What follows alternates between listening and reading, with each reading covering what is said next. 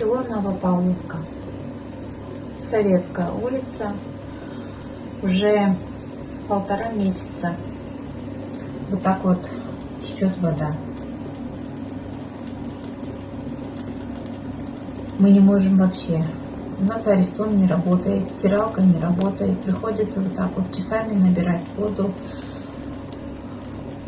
Обращалась в местный водоканал,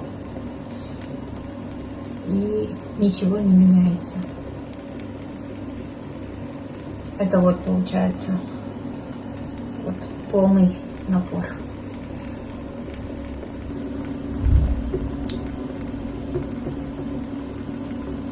У соседей такая же проблема. И никто ничего не делает.